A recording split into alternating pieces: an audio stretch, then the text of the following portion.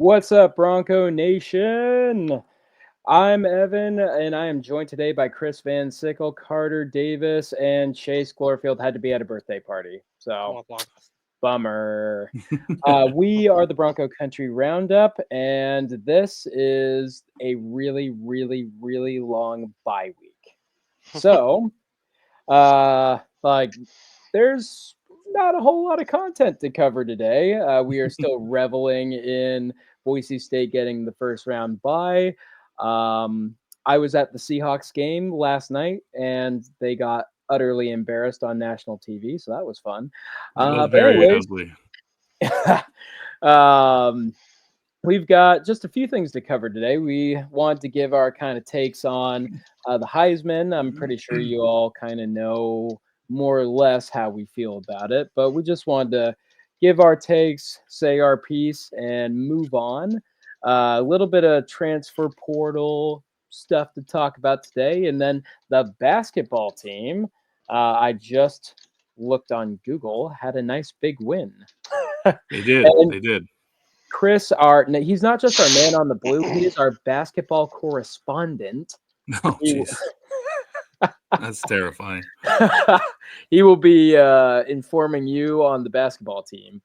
So I guess let's get it started here. Chris, how did you feel about the Heisman presentation? How do you feel? Like, where are your thoughts? I'm ready to move on. It was a bummer. I don't think anyone who really paid attention to Boise State has any doubt that Genty should have won it. I like what Jeremiah Dickey said. He is without a doubt the people's Heisman winner. And my dog's barking, so 1 second. But you know, it kind of rubbed me the wrong way. It looks like more of a popularity contest in my opinion, but it's where we're at in society. So yeah. Carter, how you feeling? I mean, kind of what Chris said. I mean, it did seem more like a popularity contest. I mean, well, if it was a popularity contest, then Genty would have won. Oh, let me rephrase that. A media popularity contest, because I mean, the last thing ESPN showed before going to the Heisman ceremony was a 5-minute highlight tape of Travis Hunter and nobody else. And it's like, when I saw that, I was like, I legit said out loud, like, what are we doing? Because this is supposed to be an unbiased media, sports media, and they're doing a highlight show before the highlight show for the players. Like, the whole point of the Heisman ceremony until the very end is to be, look at how amazing these guys are. Look at their story. And ESPN, for some reason, chooses to show stats and the made-up snap stat, which should not be a thing.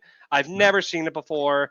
So, but all in all, like Chris said, we just need to let it go. I mean, Brett McMurphy was proven wrong by his whole, the only thing we need to see is if Hunter sets the largest margin of victory thing.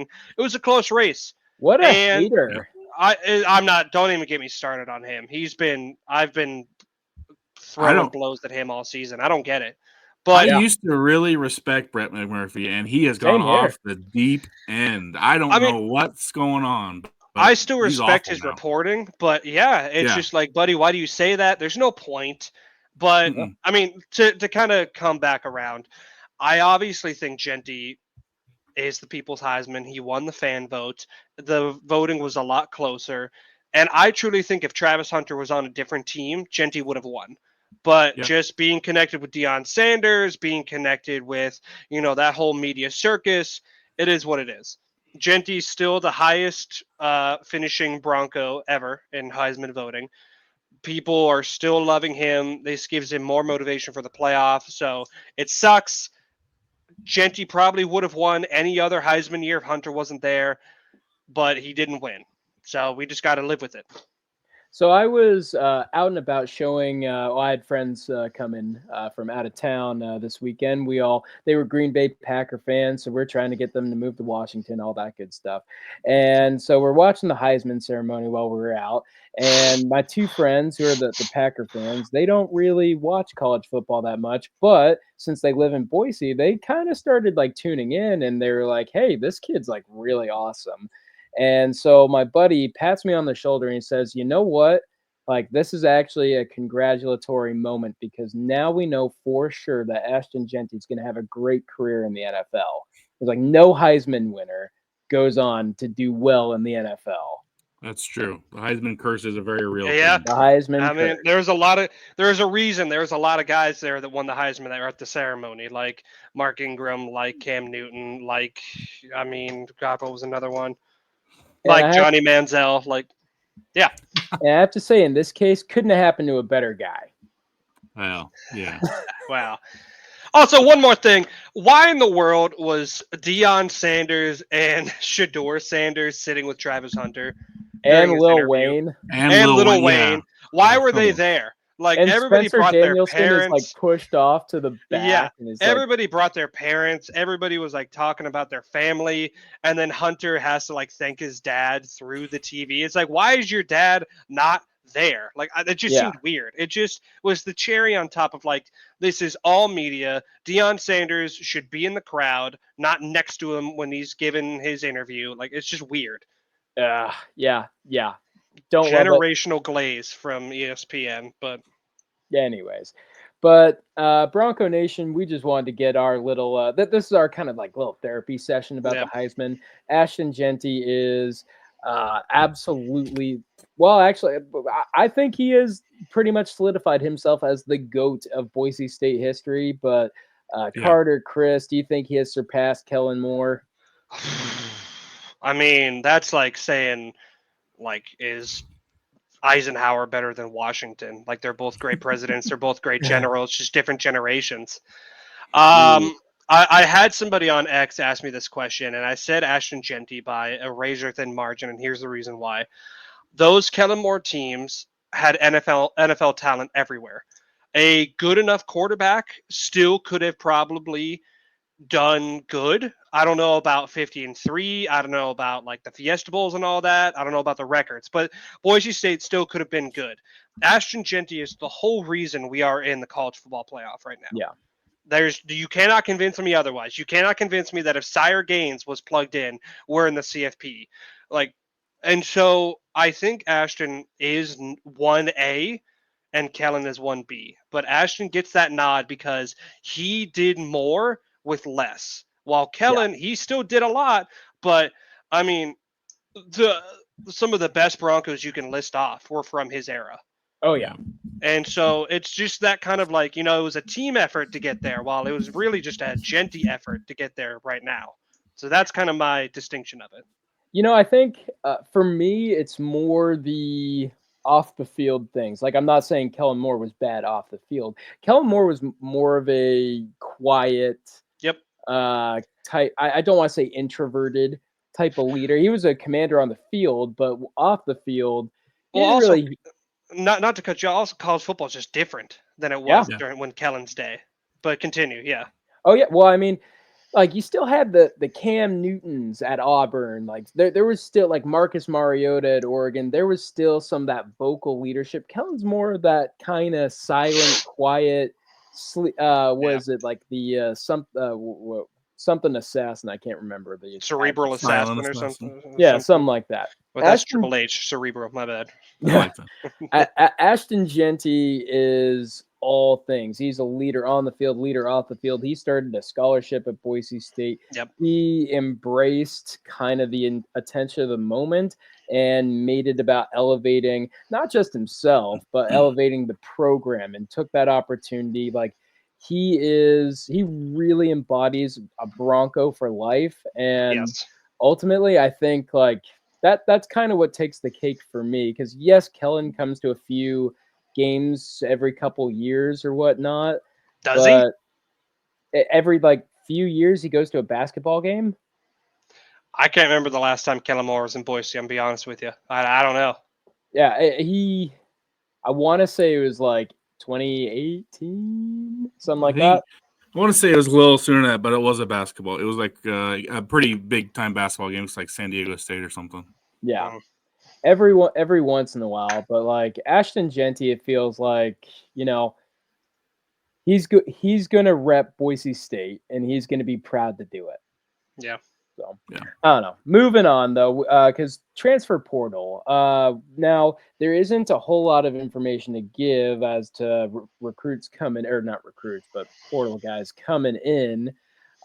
Just a lot of visits, and Yep. we will update you guys as we get more information on that. But as of right now, it's really just visits and what you see on Twitter, but what you see on Twitter is what you kind of get for now.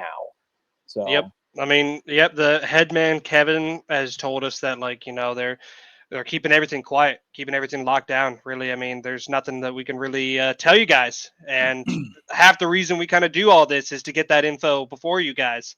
yeah, And we don't got it, so there's really nothing to see unless X tells you there's a visitor or commit. yeah. So I mean, I think it's kind of cool seeing some like Washington Husky to Boise State pipeline. I think Yeah. I don't know if it's Devon Banks' roommate, but I saw like he had a connection with a defensive lineman, not the Holtzclaw guy, different guy, Yeah. who they were like pretty close, and so That'd be he's nice. taking a visit. So I was like, oh, and then there's the Holtzclaw guy from Washington. There's a couple like Husky transfers, and now I do know I there's a Montana linebacker visiting, and he's visiting other Power 5 schools like Arizona and Iowa State. But he's yeah, coming to take a visit here too, so there's something. I've got Yeah. two names that might evoke different emotions. There's that Idaho Vandal edge rusher, I believe, Mm-hmm. who is going to take a visit. So some people might get sick over that. No, But then also Yeah. today, Bring him home. John Mateer out of Washington State entered the Yep. portal. Now Jake Dickert said that they had an NIL offer in the seven figures to try and keep him in Pullman. So that should tell you alone that I like know. we're not going to be able to land them. I'm not sure how love- much I believe that. I love Max Matson, but I'd give my firstborn child for John Mateer to come to Boise State. As your That firstborn dude- child is sitting there watching, Nope, she's at her mom. So Okay, she won't nice. ever hear. you won't hear that. Okay. No, John Mateer is elite. So Yeah. Great QB. Yeah. John Mateer, oh man, just watch him follow like Cam Ward and like go to Miami and then go to the NFL. I bet he goes to Oklahoma, follows his OC there.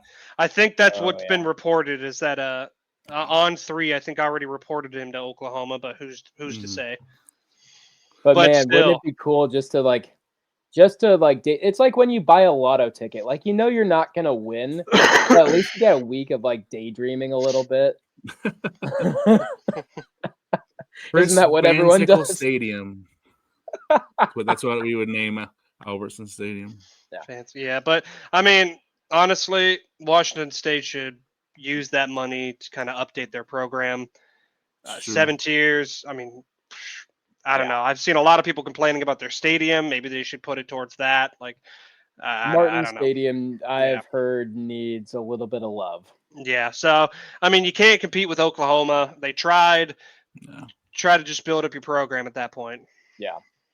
Well, now I felt like it might be good to discuss some of the guys who have exited. Now, we told you viewers that you should expect, and this is really any team, any program, should expect about 10 transfers, unless you're Marshall and you have 25, which rip. Because I love Marshall too. They're like kind of a fun team that I root for, and then their fan base is really cool on Twitter, and like there's really so I feel for them. Hey, it's not the first time they haven't been a field a team. Hey, Jesus. Listen, we got a great movie out of it, all right? There's nothing we can do with that. I mean, no, it's all right. They won't see it. Nah, no. This is the bye-week podcast. There's nothing's out of bounds. Yeah. So all of a sudden we get yelled at by YouTube. Well, I've got 3 guys that I did feel were kind of surprising. But I'm going to shoot it over to you guys. Any surprises? I think that there's one name in particular that we're going to talk about here. But besides that one name in particular, was there any kind of surprises for you guys? I mean, Gabe Tahir did surprise me a little bit, just because I'm pretty sure we're losing some guys in the defensive back room. So I thought there was definitely potential for him to get a starting spot or some playing time. But I mean, apparently not. He must be getting passed up by younger guys than him. So, I mean, I get it, but that was the one that I was like, that's kind of odd. Yeah, that was one of mine. I felt he was highly touted. Like that, he could probably like compete for playtime this coming season. Yeah. Like the only thing I'll say about him is it was pretty clear Travis Anderson was getting reps over him already. I've heard the coaches really like him. They do. So that must have been it. Could be. Yeah, Chris, was there any surprises for you other than the obvious? I had high hopes for Kai Taylor. I knew you were going to say that. I really liked him coming out of high school. I thought he was going to be a really good cover corner for us, and I was kind of bummed to see him leave. But I get it. You know, they are. Oh, they're turning over every rock for a JC defensive back, and that told me that they are trying to upgrade there. So they've gone over after a bunch of junior college defensive backs. So it doesn't surprise me that Kai Taylor saw the writing on the wall. But I hope wish him the best, and I hope he goes and plays somewhere other than Nevada so I can root for him. Yeah. And just real quick pause before we talk about the obvious name. We do genuinely wish all 8 kids and any future transfers all the best. Like, hey, like this is kind of the era that we live in. These kids are just trying to do what's best for them, just like any of us. Excuse me. Sorry, hiccup. But just like any one of us would do in our own lives and our own jobs. Like it's sports. And the word fan is short for fanatic for a reason, but just don't take it out on these kids on Twitter, online. Just, just roll with it and just trust that the staff is already doing their absolute best to get guys that really want to be here and be a part of this in the building. Yep. But in many of these situations, this is a mutual benefit for both teams, for both team and player. So don't take it personally. Yeah. But without further ado, the surprise of the portal is Malachi Nelson. I have my thoughts on it, but I'll send it. Who wants to go first on this? Go ahead, Carter. All right. It doesn't surprise me. I did want Malachi to start at the beginning of the season because I thought higher ceiling, but then Dirk Cutter laughed at people like me who said that, and now we're at the college football playoff. Only thing that concerns me really, and I've said this before, is that I think Maddox is a great game manager. He's the exact quarterback we needed this season. Is he the quarterback we need next season? Because we're going to have a different offensive coordinator. We're not going to have a Heisman winner, should have been, in the backfield. We're not going to have that. And so it's going to rely more on the pass offense. And is Maddox going to be able to step up another level? I don't want to keep doubting the kid, but it just seemed, this season was put at risk sometimes with how wishy-washy he played. Is he going to be able to handle that next step of responsibility of like, you are the key to this offense now when it was Ashton? I don't know. So I get it. He wants to play. I think it hurts his career by leaving because in multiple schools, keep transferring. Looks like you don't want to compete, even though you did. It just is what it is. It sucks for him. It sucks for us, but I get it. Yeah. I'll actually say that I was surprised for that reason. Like, hey, like this is your third school in 3 years. His dad had gone on the radio saying, "Oh, we plan to be there for 2 years." Yep. And like it's not a good look for a kid that we really do wish the best.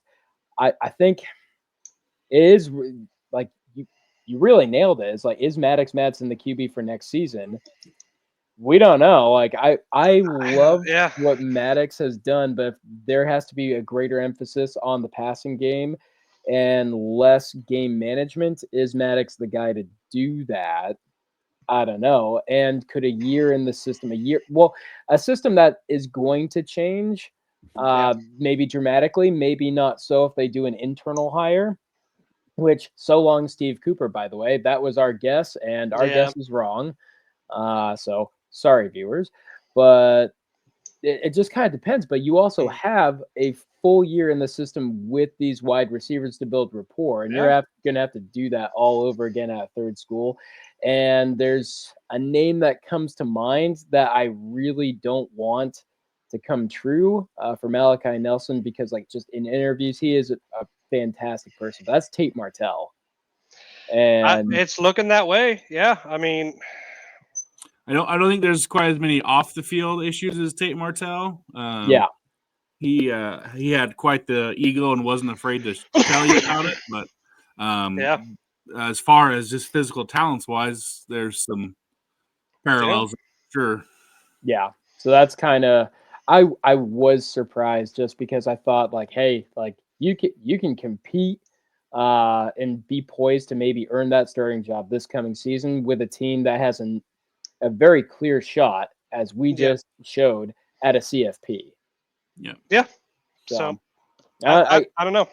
Again, it's like Chris said, it's mutually beneficial that if he doesn't want to be here, that he transferred. So it's mutually beneficial. Kind of sucks that it is during the CFP, but whatever. And I just real quick, can you say go Broncos? Say go Broncos. No. All right, go play, dude. You know, the whole Malachi Nelson era, you know, starting with showing up at the airport. Never again. It'll happen again, I promise. Listen, it worked. You can't say it didn't. It's not our fault that he didn't pan out. He later did say that it made a positive impact on him. So yeah. But you know, I think a lot of it, at least any of the controversy, was completely and totally fan made. Yep. Behind closed doors, and I've said it on here before, so I won't ramble. It was always Matson, and that wasn't going to change. So I watched Malachi in practice. I'm not going to give any details, but Maddox was the starter and was from day one. And I've been told that I'm a homer and I love Maddox too much. If you really believe that, I have something to show you. Hey, I was a believer, and I still believe. We all were. Yeah, but we all were. It just didn't work out. It's okay. Maddox Matson, like you guys said, he's gonna have to step up his game next year because there's gonna be no Ashton Genty. But I fully believe that you're gonna see the exact same offense, a run heavy tight end offense, and he's gonna have to have a little bit more role, but I think it's going to be pretty similar, and I think Sire Gaines, while he's no Ashton Genty, will be pretty darn good. Oh yeah, Gaines is going to be a great player. I don't know, just even the idea of Sire Gaines being in the offense this season does not invoke confidence in me. Even if we keep the same offense, Maddox has to be better. Yeah. And he does. But I actually think that Sire brings something different that Genty didn't, and that is that Sire is a little bit more of a, and obviously this is from a small sample size. He didn't play all that much. Is maybe a little bit more of a violent runner. Okay. Kind of take it to the defenders. I think he's a different kind of player than Ashton Genty. Obviously, is not Ashton Genty. I will say that once again. I do not think he will have another Ashton Genty-like season, but I do think he is good enough to keep this train rolling. Yeah. And I do. Well, now that kind of begs the question of who are they going to go get? And we're seeing like the transfer portals kind of, I mean, guys keep going in, guys keep coming out. Like the John Mateer's in there. That'd be great. But like personally, I think that quarterback, get a guy with 1 year, maybe 2 years of eligibility left, veteran starter who can come in and hopefully not see this big dip in production. He can come in and also challenge Maddox a little bit. Like, we need a bridge guy. We need some depth to get us to Jackson Presley. And see, I don't think you're going to be able to attract somebody like that. I think you're going to have to get There's that kid one from of these. Maryland. Yeah. I mean, there's a lot of kids. If you go down the line, there's plenty that I can sit here and dream about. But I don't think a guy who has 1 year, 2 years of eligibility is going to be very interested in this spot. Yeah, it's because hard. I mean, Like, outsider point of view, you look at Maddox Madsen. He beat out Taylor Green for the starting spot. He beat out Malachi Nelson for the starting spot. Even if you believe in yourself, it's like, do I want to walk into that battle? Because I mean, there's a 2-year precedent to show that he beats out guys in position battles. Yep. like, So look at that. Yeah, you're right. Little Maddox chased off Taylor Green and Malachi Nelson. Yeah, so I think Chris He's is like right. the It's Grim Reaper back there. yeah, I think Chris is right. It's like, we could go out and get a Power 5 guy that maybe wants to start, but looking at Boise State, we're much more appeasing to a running back transfer portal guy than a quarterback right now. Yeah. Aside from the secondary is kind of obvious. What position do you think is most vital that we pad with the portal? Chris? Pass rusher. Yeah. I think same. Although, Ahmed Hassanin's getting out of here. We need somebody new because Jaden Virgin can't turn into the new Ahmed where he's the only one doing anything. Yeah. I do want to remind people of one name, and he was ready to play this season, and I know he got hurt, and I'm really excited to watch him next season. Roman Kaywood. Oh yeah, he's hurt. He's going to be a stud. He was going to earn playing time as a true freshman, so don't forget that name. But yeah, it's kind of like a running back. You can never have enough pass rushers, so pass rusher for me. I can't come up with something more pressing. Pass maybe maybe a wide receiver because Cam Camper's leaving, or he was good production.